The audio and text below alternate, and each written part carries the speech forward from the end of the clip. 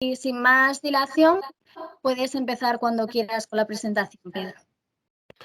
Lucía, muchísimas gracias. Lo primero, daros las gracias a ti por la presentación tan amable que has hecho y desde luego al grupo de investigación al que estás inscrita, a Mario Díaz, por la brillante idea de generar estos seminarios que, bueno, pues es una de las ventajas que nos ha traído el mundo este de las cámaras, de poder interaccionarlo a nivel mundial, in situ y en el momento, y creo que va a darnos una oportunidad.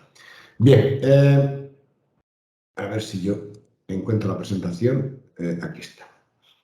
Esta es la presentación que espero que se vea, que esté a todo el mundo.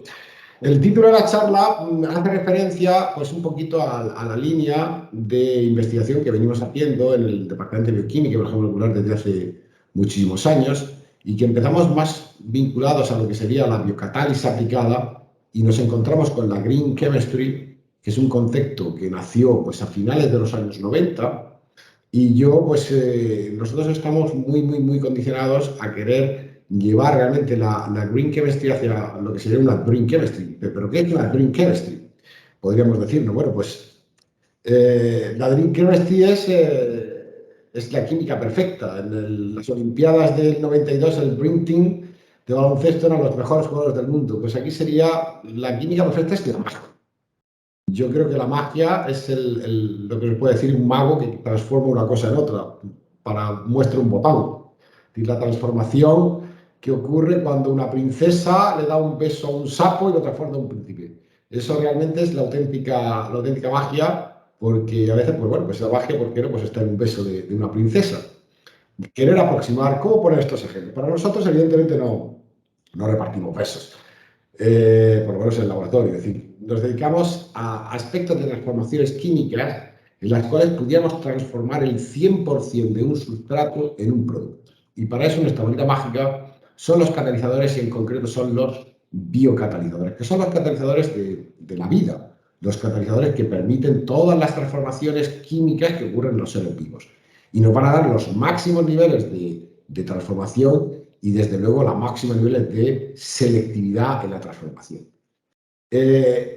Las enzimas, para los que no estén habituados a ellas, hay que decir que son como un poco como las herramientas de la caja, es decir, que igual que cada tornillo tiene su herramienta, pues cada sustrato tiene su enzima. Los miles y miles de reacciones que hay, no ya solo en el metabolismo primario de los seres vivos, sino si nos vamos a, pues yo que sé, cualquier vegetal o en el mundo marino, es decir, el metabolismo secundario, el montón de transformaciones químicas que ocurren por los que son específicos esos seres vivos, hay una enzima detrás de cada una de esas transformaciones y es cómo llevarlas, cómo utilizarlas al aspecto práctico. Para nosotros esas enzimas, pues hay cientos y la ventaja, como he dicho, es el que no emiten sus productos, que no hay emisiones, llevar a cabo reacciones sin desechos, ser capaz de obtener productos prácticamente puros y desde luego reutilizarlo todo pues una varita mágica. Eso es lo que nosotros queremos hacer con estas enzimas y obteniendo en todos los casos el 100% de rendimiento, el 100% de selectividad en procesos realmente limpios. Eso es, pues podría ser una magia, podría ser una Green Chemistry, podría ser realmente una auténtica aproximación de la química a la magia. La Green Chemistry se define por una serie de... hay 12 principios que la definen, que están aquí enunciados y que todos, bueno, muchos de vosotros conoceréis, pero para nosotros el más importante, en primer lugar, lo que vamos a hacer, insisto, que es la catálisis. Pero no va a ser el único, porque si esa catálisis no va acompañada con otros elementos, como pueden ser, por ejemplo, el utilizar disolventes seguros, que sean capaces de ser recuperados y reutilizados al 100% para evitar emanaciones. El ser capaz de utilizar sustratos naturales, no utilizar reactivos derivatizados a partir de fuentes renovables, llevar a cabo una economía atómica, es decir, todo un conjunto de parámetros que van a poder converger en las estrategias que ahora os voy a presentar, que son las que hemos venido trabajando desde hace bastantes años. Claro, estos 12 principios sumados todos, pues es lo que nos van a dar, si somos capaces de converger con ellos hacia un mismo proceso, una misma transformación, pues llevar a esta Green Chemistry que yo hablaba. Bien,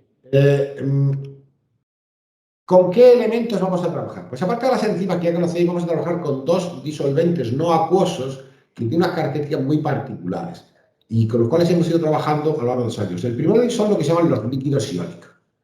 Para quien no esté familiarizado con el mundo de los líquidos iónicos, vamos a decir unos cuantos conceptos. Un disolvente líquido, hay disolventes líquidos en los que estamos habituados, el agua, el etanol, el acetileno, son disolventes moleculares. Es decir, nosotros podemos coger unas pinzas y esas pinzas coger una molécula. Cuando hablamos de un líquido iónico, estamos hablando de una disolución, de una solución, un líquido que está compuesto totalmente por iones. Si nos fijamos en el caso del cloruro sólido, el cloruro sólido es una sal sólida. Si nosotros la calentamos hasta 810 grados, esa sal funde y tenemos un líquido iónico. Si nosotros cogemos la sal y la disolvemos en agua, lo que tenemos es una disolución iónica, que no es lo mismo. Nosotros trabajamos con líquidos iónicos, es decir, líquidos que están solamente formados por iones. Y eso le confiere unas cualidades específicas. Obviamente son líquidos que, por definición, son líquidos a temperaturas inferiores a 100 grados. No es el caso del cloruro sólido. Y son líquidos que no son volátiles. Esta probablemente sea la primera propiedad que más impacta, porque al no ser volátiles no van a tener nunca emanaciones, van a poder ser recuperados y reutilizados. Además, se da la cuenta de que no son inflamables y tienen una gran estabilidad térmica, lo cual les hace pues, prácticamente elementos inventariables, puesto que tú los puedes utilizar, recuperar, reutilizar, etcétera, etcétera. Además, algunos de ellos son excelentes medios de reacción para reacciones enzimáticas y han demostrado pues, que tiene una enorme estabilidad las enzimas y la clave es ser capaz de llevar a cabo procesos limpios, es decir, que hagamos una extracción limpia de los productos y que por supuesto los recuperemos y los reutilicemos. Si no los recuperamos y no los reutilizamos, poco estamos abundando en el ámbito de la química, de la green chemistry, de la green chemistry. El proceso clásico con el que se utilizaban estos líquidos iónicos es sencillamente poner líquido iónico un sustrato, que la enzima catalice la reacción, si es una enzima que se mantiene, si el líquido iónico permite su estabilidad, y una vez obtenido el producto, al principio, cuando esto empezó en los años, a partir del año del siglo XXI, pues se utilizaba un disolvente orgánico y se llevaba a cabo una extracción del producto y el sistema se reutilizó. En principio, la parte de reutilización del líquido iónico estaba muy bien, la parte de reutilización de la enzima también, pero el utilizar disolventes orgánicos pues es un poco empaña el verdor de los procesos. Nosotros, para eso nosotros utilizamos una estrategia que fue combinarlo con fluidos supercríticos. ¿Por qué? Bueno, lo primero, ¿qué son los fluidos supercríticos? Pues los fluidos supercríticos son un estado de la materia. Es decir, este es un diagrama de fases clásico con los estados de sólido, líquido y gas, el punto triple, y se define el punto crítico como aquel valor de presión y temperatura de cualquier sustancia por encima de la cual no se puede distinguir entre los estados líquido y gas. Eso es lo que se llama el estado superior. En esas condiciones, y algunas sustancias, como el caso del dióxido de carbono, pues presenta cualidades excepcionales, ya que, primero, son gases que se comportan como líquidos o líquidos que se comportan como gases, es decir, que tienen una gran difusividad y que tienen densidades similares a los líquidos. Y eso les permite pues, ser unos excelentes disolventes. Además, pueden ser fácilmente recuperados, porque basta con despresurizar las sustancias disueltas que disuelven estos fluidos, pues se pueden recuperar y el fluido se puede reutilizar. La gran ventaja y un descubrimiento clave fue en el año 98, 99 se publicó en Nature, y fue ni más ni menos el que líquidos iónicos y fluidos supercríticos son dos disolventes que no son miscibles entre sí. Entonces este trabajo fue clave puesto que permitía que una sustancia que estaba disuelta en un líquido iónico, pues un fluido supercrítico era capaz de penetrar en el líquido iónico, extraerlo y llevar a cabo un proceso de extracción y dejar el líquido iónico limpio. Es decir, los líquidos iónicos no son miscibles en los fluidos supercríticos, pero los fluidos supercríticos sí difunden y disuelven en los líquidos iónicos extrayendo esas sustancias. Con eso, con estas tres premisas, enzimas, líquidos iónicos y fluidos supercríticos, llevamos nuestra primera aproximación, que fue un sistema combinado. Aquí tenemos los diferentes hitos objetivos que hemos tenido, como son los fluidos supercríticos, insisto, los líquidos iónicos, y luego hablaremos un poquito de las mezclas sintéticas profundas. Bien, pues decía que la primera aproximación que hicimos fue el de coger una enzima, y estas enzimas que tan fantásticamente se desactivan cuando uno se va fuera de las condiciones del entorno, resulta que cuando uno las recubre de un líquido iónico, son enzimas que son enormemente estables. Entonces, estas enzimas puestas en un reactor recubiertas de un líquido iónico, el primer diseño que hicimos fue llevar a cabo una mezcla de fluido supercrítico que disolvía un sustrato y el fluido supercrítico transportaba el sustrato hasta el interior de la enzima de la enzima que estaba con ese líquido recubierto y sacaba el producto. Y de esa manera obtuvimos un primer sistema en el cual la mezcla de reacción reaccionaba y el producto salía directamente disuelto en el dióxido de carbono, que en este caso nosotros simplemente despresurizábamos y obteníamos los productos puros. No he dicho de qué líquidos sólidos estamos hablando de líquidos sólidos de naturaleza orgánica, muy estables, que suelen llevar cationes, aniones y cationes derivados del imidazolio o de sales de amonio y aniones por el tipo de la bistiflimida. Ahora me dirá, son compuestos que evidentemente es necesario reutilizar, recuperar y reutilizar, como ya os he dicho anteriormente. La ventaja cuando probamos este sistema, pues por ejemplo, para una reacción de transesterificación para obtener un aroma sencillo, pues en un primer trabajo vimos que no solo que se llevaba a cabo el proceso, sino que además lo llevamos a cabo durante periodos de operación muy largos. Cada punto de estos es un ciclo de 4 horas de operación, un día 4 horas, y podemos ver cómo la actividad se mantiene y evidentemente decae. Pero fijaos que es importante el ver que a 100 grados centígrados una temperatura y a 150 bares de presión, una temperatura para la cual las enzimas no están habituadas a llevar a cabo transformaciones catalíticas, pues aquí se demuestra cómo hay que una pérdida inicial de actividad, la enzima es capaz de preservar casi el 50% de actividad durante muchos ciclos a 100 grados centígrados. Pero es que no podemos ir más lejos. Podríamos irnos y nos fuimos a condiciones pues puramente anecdóticas, como son las que puede haber en la superficie de Venus. Venus es un planeta que, bueno, dicen que es el origen como estaba la Tierra hace millones de años. Su atmósfera es dióxido de carbono al 96%, a una presión de 100 bares y a una temperatura en torno a 150 grados centígrados, y nadie tiene ninguna duda de que allí vida no puede haber. Bueno, hay otras condicionantes también, como el que hay nubes de ácido sulfúrico y otras características. Pues nosotros, ¿qué hicimos? Pues probamos las enzimas en este sistema en esas condiciones, a 100 bares de presión y a 150 grados centígrados. ¿Y qué encontramos? Pues que para una otra reacción, que en este caso es una resolución dinámica, pues pudimos encontrar cómo la enzima no solo es capaz de sintetizar un éster, esto es un alcohol secundario, que es quiral. La enzima no solamente reconoce a uno de los isómeros y lleva a cabo la transformación, sino que lo hace con una enorme estabilidad. Fijaos lo que ocurre, por ejemplo, a 120 grados o a 150 grados, es decir, cada punto, esto supone 20 horas de operación y llegamos a este nivel de actividad. Es decir, los líquidos iónicos, la primera gran ventaja y el primer gran descubrimiento a la hora, posibilidades que ofrece para ser utilizados en procesos industriales limpios, es que son enormemente estables las enzimas, en algunos líquidos iónicos, como es este caso, y por tanto van a permitir un juego muy, muy interesante. Imaginemos esta reacción. Esta es una reacción de lo que he dicho antes, una resolución cinética.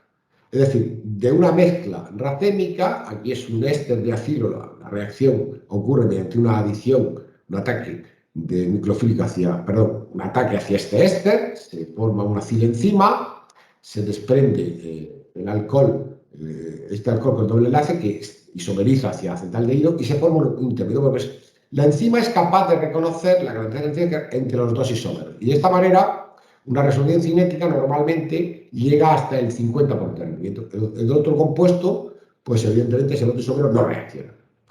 Desde el punto de vista industrial esto no es tan interesante, porque uno compra 1 kilo de sustrato y lo que tiene es medio kilo de producto, teóricamente. Existe lo que se llama el proceso de una resolución cinética dinámica, en la que se pueden acoplar dos catalizadores, concretamente la enzima y un catalizador químico, que puede ser en complejos de paladio, puede ser ácidos, en el cual, en este proceso, de esta manera, la enzima va consumiendo uno de los isómeros y luego el catalizador es un catalizador que hace de racemizante y va desplazando el equilibrio hacia la formación del isómero que reacciona con la enzima. Y en teoría, este sistema pues, se puede llevar hasta el 100%. ¿Dónde está la diferencia entre la biocatálisis aplicada, la química orgánica o la green chemistry o la green chemistry? Pues fijaos, este es un proceso descrito hace mucho tiempo por un señor que Bacval es una eminencia porque él diseñó estos catalizadores que son enormemente activos, solubles en disolvente orgánico, y él llevó a cabo esa reacción, por ejemplo, poniendo pues, un equivalente de la mezcla racémica, como aquí pone el donador de acilo, que es un acetato de un derivado clorado del alcohol para favorecer También pone acetofenona porque la mezcla, la racemización ocurre por la vía de la formación de la acetofenona. Esto lo disuelve en terbutanol, pone la enzima, pone 70 grados, lo tiene 87 horas y entonces pues obtiene pues, el 92% de transformación y con un exceso antibiótico bastante bueno del 99,5%. Pero la verdad del cuento, si uno escribió, es que en el tubo de ensayo donde él ha hecho eso, donde ha puesto esto, se encuentra con que también está todo esto, que es la acetofenona que puso, el equivalente que se ha formado del alcohol, los dos equivalentes en exceso que ha puesto del éster, el complejo que es soluble y que no ha recuperado, el disolvente, y aquí hay una sopa de un montón de cosas que ahora habría que purificar todo esto. Es decir, esto no es verde, esto no es limpio y desde luego no es instalable, aunque técnicamente es posible. ¿Dónde llega la green o la green chemistry? Pues sencillamente poniendo las enzimas y recubriéndolas con líquido iónico y poniendo un catalizador ácido recubierto también con líquido iónico y todo eso mezclar en un sistema one pot sobre un cartucho, somos capaces de introducir, y esta es la reproducción del cromatograma, de la mezcla racémica, introducir los sustratos mezclados con el CO2, se lleva a cabo la reacción de un catalizador y de otro a lo largo del recorrido del reactor, finalmente pasa por un back pressure regulator y lo que sale es esto, el producto y el consumo. Y claro, lo que sale es, se despresuriza el dióxido de carbono y el producto sale puro directamente. Pero no solo eso, sino que además eso lo hace de esta manera en el tiempo. Es decir, que podemos tener durante muchos días de trabajo que después cambiamos las condiciones de presión, pues resulta que puede bajar la actividad. Que la volvemos a cambiar hasta con una recuperación de la actividad en función de las condiciones superfícies. Es decir, es un proceso bastante próximo a lo que sería un sistema mágico, una caja negra donde entra un sustrato puro y se obtiene un producto puro. Vamos a irnos a otro caso de otro producto que podría ser de enorme interés, aunque aquí en este caso la crítica mayor podría ser el que contáramos con que vale, pero ¿y si este líquido iónico es arrastrado por el flujo de dióxido de carbono? Entonces, otra aproximación que hicimos es, y en esto colaborando con mis amigos Santiago Luis Eduardo García Berrugo de la Universidad de Castellón, es llevar a cabo el acoplamiento de la enzima sobre un soporte que tenga ya per se el líquido iónico inmovilizado. Así usamos menos líquido iónico y desde luego inhibizamos o evitamos cualquier posibilidad de que el líquido iónico se pueda ir o se pueda perder por el reactor. Fijaos que para eso hicimos una prueba, lo probamos el funcionamiento de estos sistemas, es decir, la enzima inmovilizada, sobre un soporte que tiene líquido iónico inmovilizado a su vez. Eso lo llevamos a cabo para obtener biodiesel. Biodiesel es una cosa, un producto muy interesante, puesto que es una reacción de transesterificación de la tiroleína con metanol para obtener biodiesel y glicerol. Bueno, pues aquí, como metanol y aceite no se mezclan, esto hay que ponerlo con bombas distintas y también con dióxido de carbono y pues que pasara por ahí y ver si éramos capaces. ¿Qué nos encontramos? Pues nos encontramos con que la actividad se iba al carajo continuamente. Y esto se perdía la actividad. ¿Qué pasaba aquí? Pues lo que pasaba a nivel niveloso es que en esta reacción, aparte del biodiesel, también se obtiene glicerol. El glicerol es el subproducto de la reacción que es enormemente hidrofílico, que no es soluble en el dióxido de carbono supercrítico y que se va bloqueando, envenenando el catalizador donde está la enzima. Entonces pudimos ver que si lavábamos la enzima con un poquito de terbutanol, pues recuperábamos la actividad y esta pues volvía a perder. Pero que si agregábamos a la mezcla de reacción un poquito de terbutanol, pues lo que teníamos es una actividad constante. Esto era un trabajo que fue muy aceptado en una revista importante, supuso un importante reconocimiento para nosotros en cuanto a las posibilidades que teníamos. Pero luego el planteamiento que nos hicimos es que, ya, pero si hay que obtener así biodiesel, un producto que tiene que ser barato para los coches, como disolvente verde, como combustible sostenible, ecológico, el coste de este sistema es enormemente caro y esto, pues la verdad es que no tiene mucho interés desde el punto de vista estratégico para llevar a cabo una actividad industrial.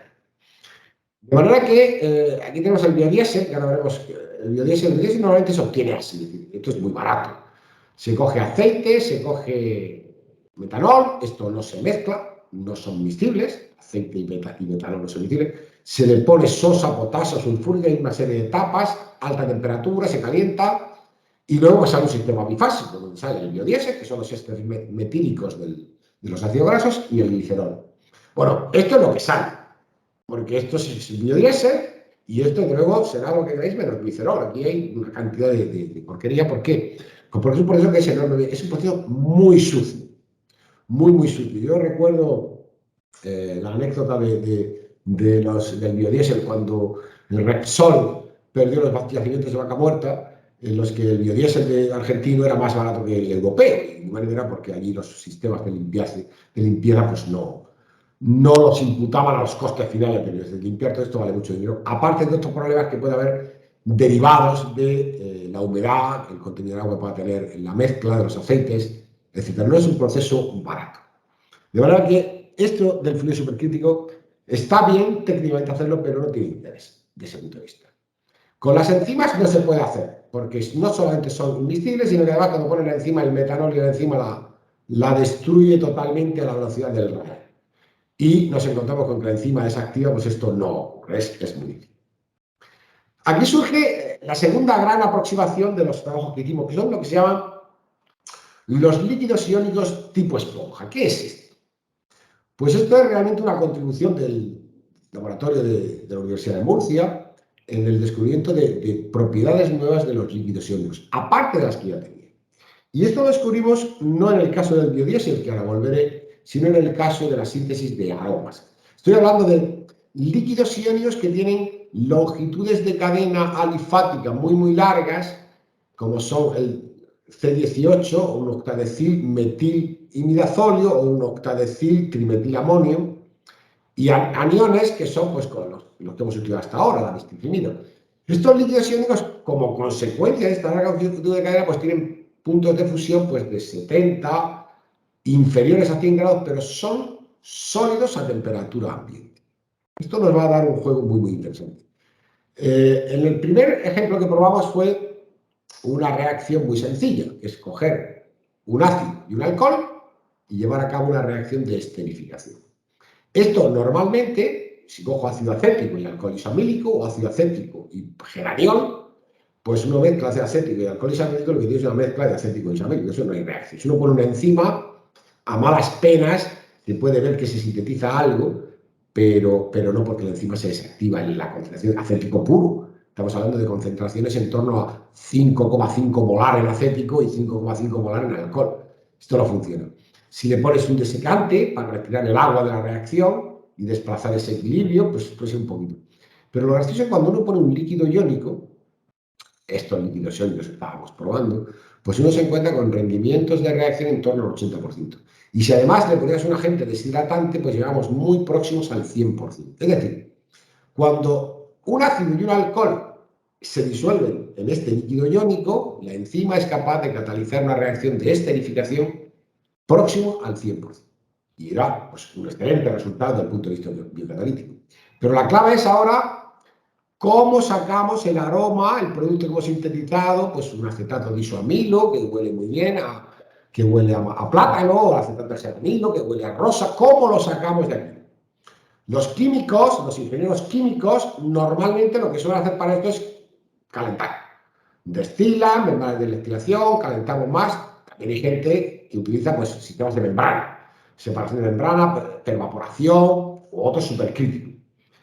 ¿Cómo lo hicimos nosotros? Pues de ninguna de esas maneras. Lo hicimos totalmente al revés de lo que la química dice o la ingeniería química dice, y es enfriando. Resultaba que esta mezcla de reacción, como tenía un líquido iónico que es sólido a temperatura ambiente, bastaba con enfriar y se hacía una plasta sólida. Y esto sólido, si se centrifuga, resulta que el sólido, el líquido iónico sólido se va al fondo y el producto se queda en la parte superior.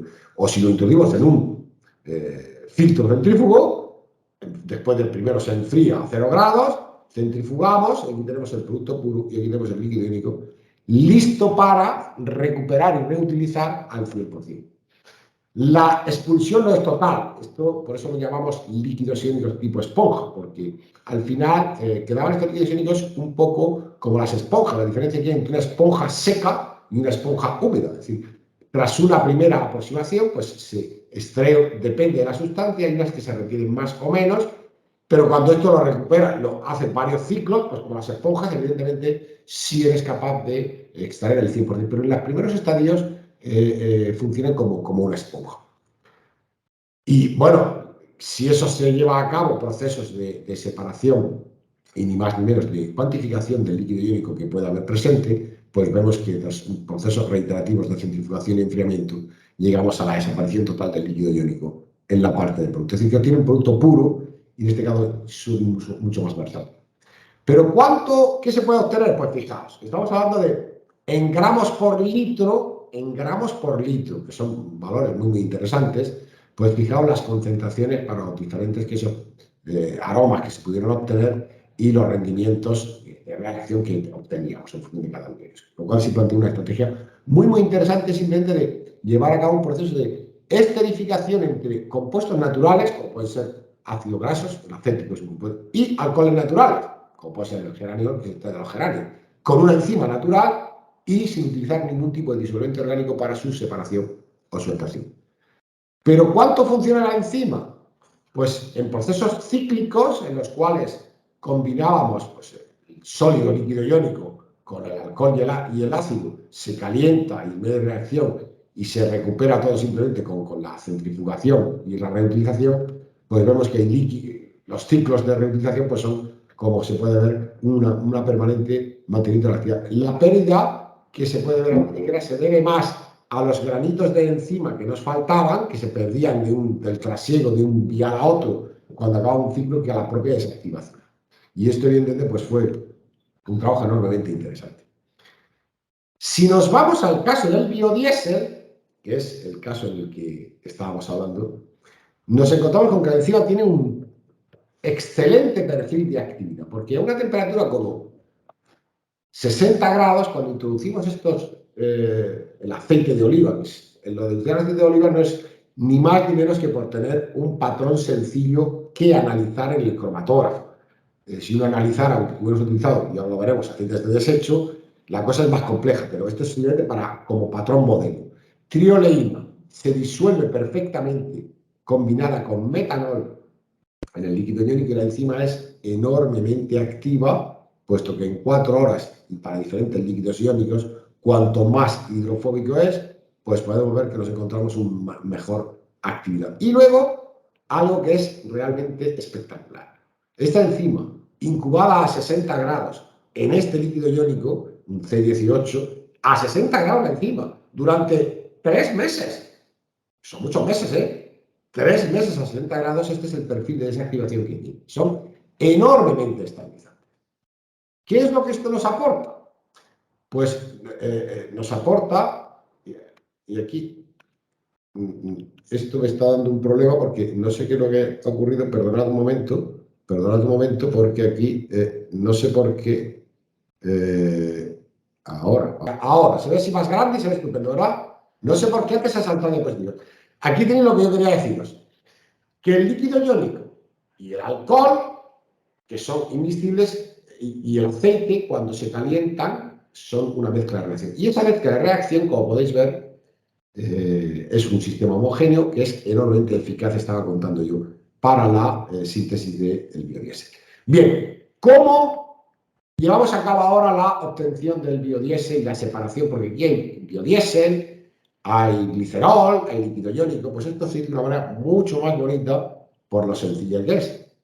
Al medio de reacción con el líquido iónico, el biodiesel que ha hecho la enzima y el glicerol, se le echa un poquito de agua, se mezcla todo y sale ahí un slurry blanquecino, se enfría, se centrifuga y tenemos el líquido iónico puro abajo, agua con el glicerol en medio y biodiesel puro arriba, directamente, de una manera sencilla, limpia. Es decir, no con los procesos que se utilizan pues, en las industrias de obtención de biodiesel, que hay, pues insisto que es un combustible ecológico, pero es muy sucio a la hora de obtener.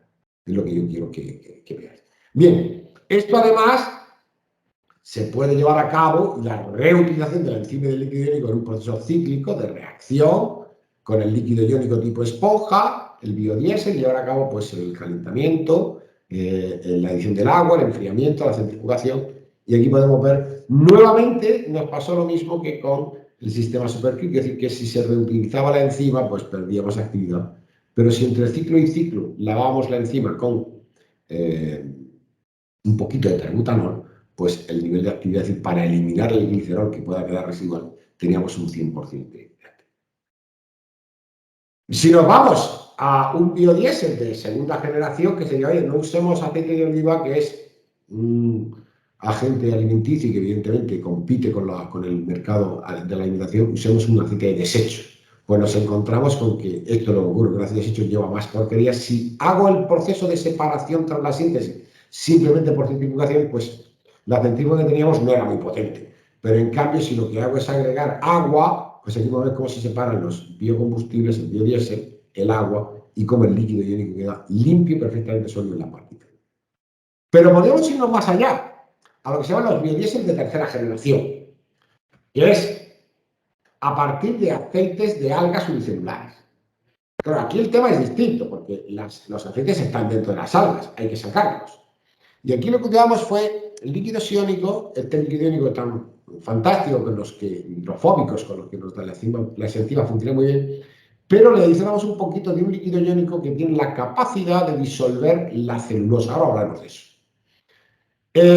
Con un poquito de ese líquido iónico nos vamos a encontrar con que se puede romper las algas, llevar a cabo la extracción, filtrar y eliminar los restos de algas y llevar a cabo después la transformación enzimática y obtener en biodiesel a partir de algas. Y aquí podéis ver cómo funciona el sistema, la mezcla primero de ruptura, después de extracción de los aceites, de transformación y de separación, donde los sistemas son capaces de una manera limpia, insisto, y reutilizable, obtener energía a partir de fuentes ahora no comestibles y por tanto de tercera generación y de luego que son totalmente sostenibles.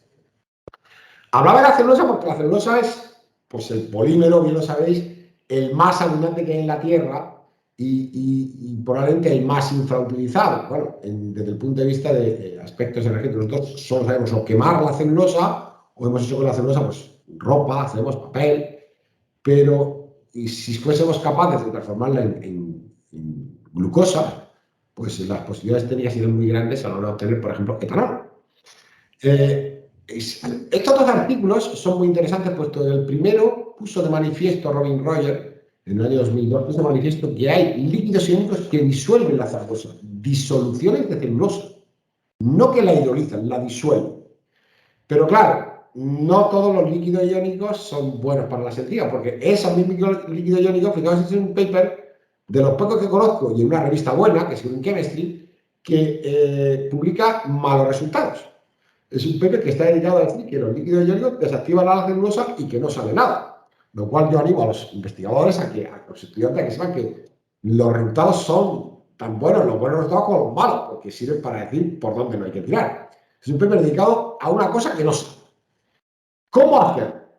Bueno, pues nosotros lo que hicimos fue disolver la celulosa en ese líquido iónico que había propuesto Robin Roger, obtener una disolución de celulosa, pero luego precipitarla. Y al precipitarla, la celulosa ha cambiado su estructura y tenemos una celulosa reprecipitada que lavamos y los líquidos de lavado contienen el líquido iónico que lo recuperamos para su reutilización.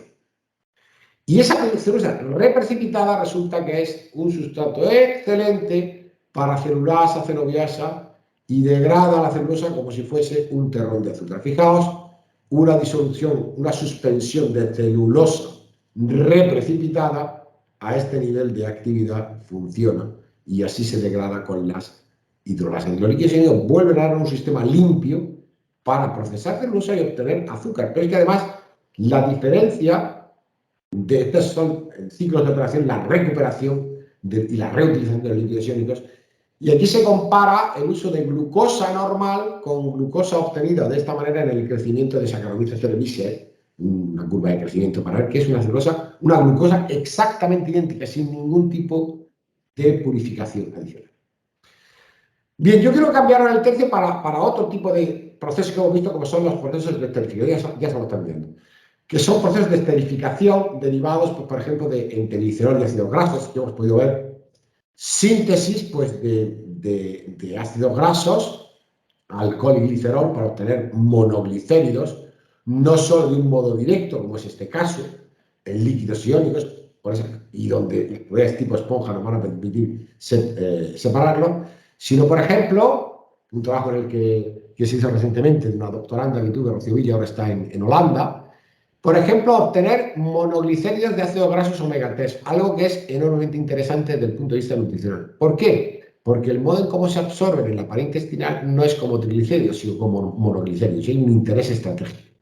Aquí lo que hacemos es utilizar el solquetal y aceite de pescado, y a partir de solquetal y aceite de pescado obtener derivados monosolquetílicos del aceite de pescado que se separan, y en una segunda etapa se hidroliza el solquetílico para hacer los derivados. Aquí fijaos cómo son los productos que se obtienen. Fijaos que se pueden obtener. Aquí tenemos otro caso. La explicación quizá me la voy a ahorrar porque es realmente un papel de agrupamiento de los líquidos iónicos de una estructura en el espacio como consecuencia de la genuina naturaleza de que lo que hay que verlo más bien como fenómeno supramolecular, donde hay regiones polares, regiones no polares, para entender todo esto. Es decir, la explicación que damos después es un poquito el que la naturaleza, las interacciones que se establecen entre las moléculas y el líquido iónico van más sobre la fracción no iónica que sobre la fracción iónica, y funciona pues como una esponja que pudiera empapar o secar compuestos muy fuertes. Una tercera aproximación que hemos dado al líquido iónico, fijaos, y en la cual yo quiero presentar aquí ahora, es el uso de los líquidos iónicos donde están incorporados a un soporte y donde va a actuar tanto de agente de estabilización de la enzima como un agente de reacción. Fijaos, este trabajo es un trabajo en el que se transforma este compuesto, que es un éster de vinilo, se va a transformar en un éster de glicerol carbonato con captura de CO2. Bueno, pues aquí los líquidos iónicos no solo mantienen y preservan la actividad, sino que además catalizan la cicloadición del dióxido de carbono para tener un compuesto que es clave y esencial como monómero para la obtención de lo que se llaman los poliuretanos no isocianatos. De manera que es una etapa, un proceso de enorme interés, como os decía. La última aproximación, y en algo que no son exactamente líquidos iónicos, desde el punto de vista formal, lo que se llaman las mezclas sintéticas profundas. Dos sólidos que cuando se mezclan se vuelven líquidos y tienen una temperatura, y están líquidos a una temperatura inferior a la temperatura de fusión de los sólidos por separado. Esto es lo que se llaman las mezclas sintéticas profundas. Es un mundo próximo al de los líquidos iónicos, pero que también ofrece posibilidades muy interesantes. Fijaos aquí, por ejemplo, la obtención de ésteres de pantenol. Estoy seguro que todo el mundo conoce la serie Pantene, el pantenol. El pantenol porque tiene triacetato de pantenil o éteres de pantenil. Esto se obtiene por vía química. Aquí nosotros hemos desarrollado una estrategia para hacer ésteres de pantenol en sistemas ahora sin ningún tipo de disolvente, ni líquido iónico ni nada, dos sólidos. ¿Cómo? Pues gracias a que estos sustratos, la combinación en proporciones adecuadas de ácidos grasos sólidos y pantenol sólido, puede dar lugar a una mezcla eutéctica que resulta ser líquida y que resulta tener un excelente medio de reacción para las enzimas. Esto se puede ver que las enzimas aquí pues llevan a cabo procesos de obtención de los ésteres de pantenilo, y aquí tenemos los niveles de actividad, y aquí no hay ningún disolvente ni ningún tipo de nada. Aquí esto directamente se puede utilizar en una crema, puesto que pantenol, éster de pantenilo, ácido láurico, llevan cremas, champús, etcétera, directamente sin ni siquiera purificar, con niveles de conversión próximos al 80%.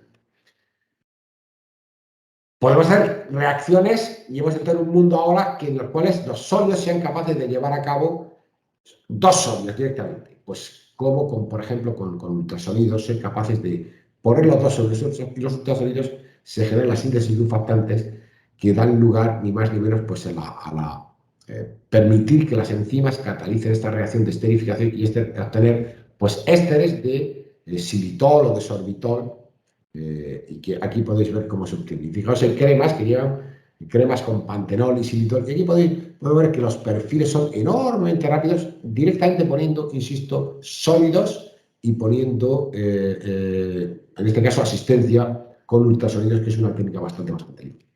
Bueno, con todo esto lo que he querido hacer, no quiero entretenerme más, decir que sí hay estrategias, hemos empleado unas, los líquidos iónicos, los fluidos supercríticos, la combinación un poquito en las mezclas sintéticas profundas, la posibilidad de tener asistencia con ultrasonidos o con microondas, y desde luego deciros que si es posible hacer una brinca, pues yo digo que sí. Pero desde luego también os quiero decir, y a todos los que sois jóvenes que estéis en el ámbito doctoral, que para hasta encontrar la magia perfecta os puedo asegurar que hay que besar muchos sapos antes de que aparezca el primero. No ocurre de un modo fácil, de un modo sencillo, pero que es posible. Yo os animo a que podáis trabajar con ilusión y con ganas para que enviéis todo eso. Dar las gracias a toda la gente con la que hemos estado trabajando, los miembros del equipo de Murcia, algunos ya no nos acompañan, unos porque se fueron, otros porque se han jubilado, los que estamos, en fin, la gente que ahora estamos, pues aquí está Rocío, la que está en Holanda, Antonio, Susana, que está por ahí, estará supongo en clase, y, bueno, este es Michel Mortier, estaba primeramente en Bordeaux, ahora está, perdón, pero está en Rennes, ahora está en Bordeaux y es el que me introdujo en el mundo de los líquidos iónicos, a Eduardo de Santiago, a todo el mundo y obviamente a los fondos que nos financian. Bueno, deciros que en Murcia, quien quiera venir, que tiene una tabla periódica fantástica, grandísima, que es la más grande del mundo, que es muy bonita y que, aunque nada más sea para verla, pues merece un viaje. Que nada más sea para eso, merece para otras muchas más cosas, también merece la pena venir a Murcia y que estéis todos invitados a venir a Murcia y estaré encantado de recibir. Y nada más, dar unas gracias por vuestra atención a todos y como dice Bob Esponja, pues a lo mejor él es también un líquido iónico. Muchas gracias por la atención a todos y nada más. Pues muchas gracias por tu presentación. La verdad que ha sido muy interesante y bueno, todavía no os ha animado nadie a hacer alguna pregunta, entonces voy a aprovechar yo mientras algunas que me han surgido, porque sobre todo has hablado de los líquidos iónicos. ¿Es que son mejores que los disolventes eutéticos profundos para esto? Bueno, ¿Os habéis... los líquidos iónicos, ya hay una tendencia de considerar a los disolventes eutéticos profundos como líquidos iónicos. Hay una cierta tendencia, pero marcando ya la base, si son mejores o peores. En los líquidos iónicos yo no lo he dicho, porque son muchas cosas las que habría que decir, y es que se habla de líquidos iónicos de diferente generación. En el sentido de que hay de los que se tienen por síntesis orgánica clásica y el proceso es, bueno, pues tiene sus problemas también de contaminación y la única manera es que se minimice el proceso, se simplifique y que fundamentalmente, bueno, pues se recupere todo. En el caso de estos tipos POCA es muy fácil, porque hay que sacar al suelo donde estéis y hacer una piedra, pero en otros casos no. Y entonces ahí es donde entran, hay líquidos iónicos que empezaron a partir de compuestos de fuentes naturales, y luego entran los líquidos iónicos y los disolventes eutéticos profundos. Desde el punto de vista del carácter sostenible, del carácter limpio, pues evidentemente cuando vienes de sustratos o de fuentes naturales estás hablando de un producto mucho más sostenible. Lo que ocurre es que a veces, depende de la aplicación que uno vaya a dar, pues a lo mejor ese líquido iónico, ese DES, pues no te aporta realmente las prestaciones que tú deseas. Entonces te estás obligado un poco a buscar. Pero es un mundo tan abierto ahora mismo que yo creo que sí, lo que le va a dar es una vuelta a todo el uso de los disolventes orgánicos moleculares, que son los grandes defenestrados de toda esta nueva etapa de la química, de la separación, de la transformación y de los procesos químicos. Vale. Y bueno, aparece una pregunta en el chat que si desde el punto de vista económico el uso de los líquidos iónicos resulta competitivo sobre otros menos limpios. Bueno, si resulta competitivo o no. Si nos vamos a centrarnos en un proceso. Imaginamos que estamos hablando del proceso de obtención de biodiesel. Claro, el proceso de obtención de biodiesel se compra un líquido iónico que es sólido a temperatura ambiente, que es inmiscible con agua, que si lo coges en una piedra está disuelto el líquido y cae, se hace duro aquí. Entonces, los líquidos iónicos, lo primero que hay que demostrar y eso es pues sí, se convierte casi en una obsesión mía, hay que demostrar que se recupera el 100% y que se reutiliza el 100%. Eso es lo primero. Si uno consigue demostrar eso en un proceso, lo que está haciendo con el líquido iónico es utilizarlo realmente como un inventariable más. como la carcasa del reactor. Uno hace una reacción en un reactor tanque de acero y demuestra que cada reacción o cada ciclo el tanque no lo ha perdido, lo reutiliza.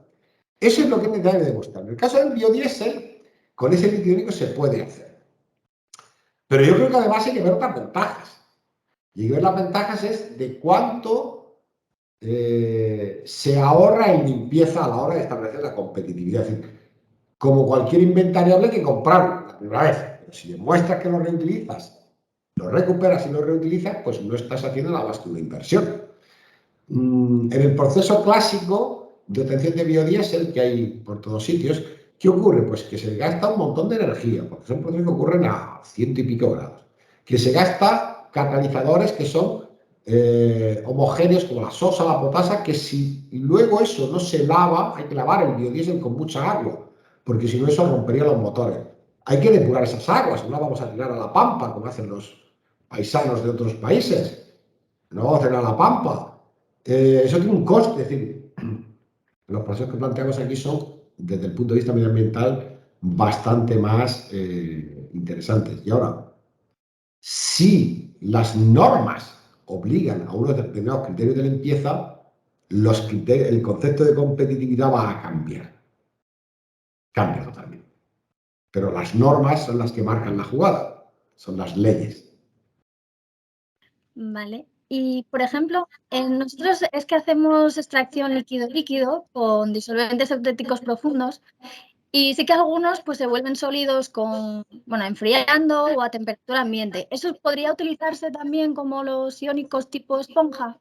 Perfectamente. Lo único que tienes que conseguir es que tu combinación de eutéctica, pues el cambio el switch on-off entre sólido y líquido, te permita que tus sustratos de reacción estén disueltos.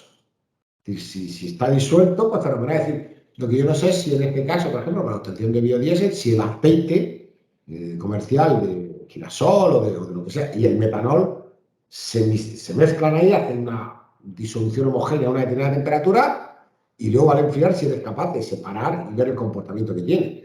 Aquí, quizás lo más sorprendente en la separación, y no sé en este caso qué ocurriría con los test, porque en los test lo que sí hay claro es que hay una interacción por puente de hidrógeno entre el donador y el aceptor de protones. Aquí lo más sorprendente es que una disolución homogénea, es decir, si tú disuelves alcohol, etanol, en agua, tienes una disolución. Si tú eso lo congelas, menos 30 grados, y lo centrifugas, pues lo único que tienes es un hielo dando vueltas. Ahí no sale nada.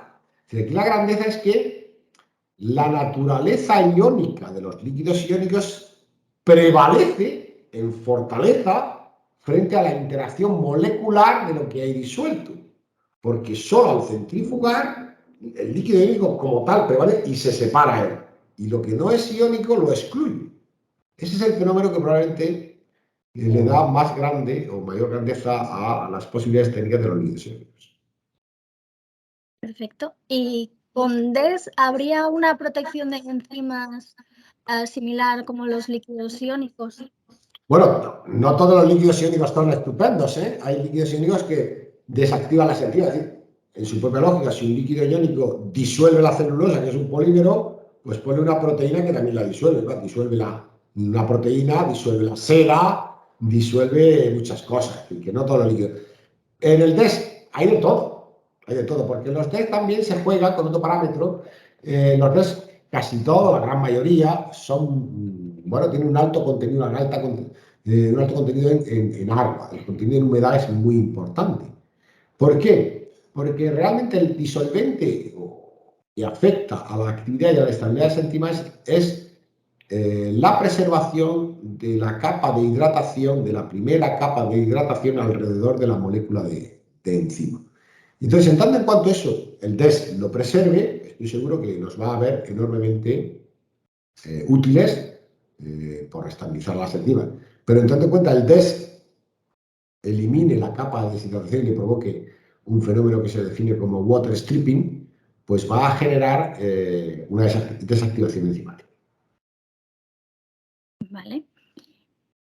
Y ¿Y eso, habría algún otro método de recuperación de los productos que pudiera ser igual de selectivo como, por ejemplo, los fluidos supercríticos?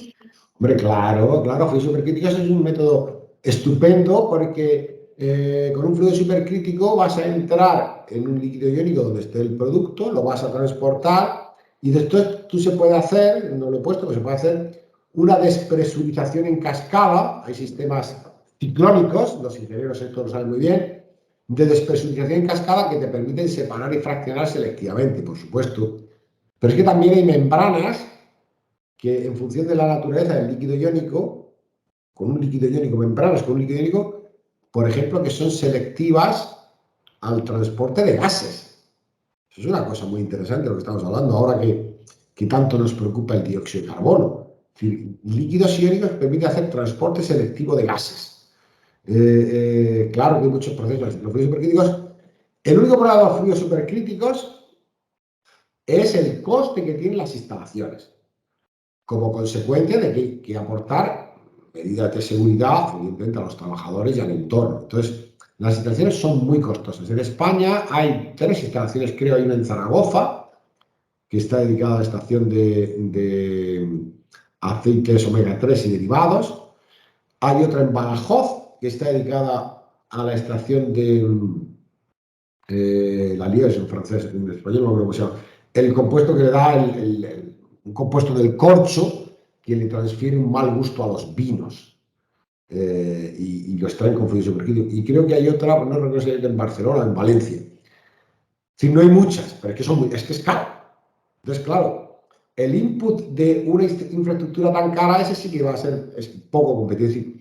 Es necesario justificar muy bien el destino del producto para que se justifique el coste. Pero claro, los fluidos supercríticos son unos excelentes candidatos. Vale, bueno, pues como ya es más o menos la hora y parece que no hay más preguntas, vamos a dar ya por finalizada esta segunda edición de los seminarios martes a las 13 sobre ingeniería de bioprocesos.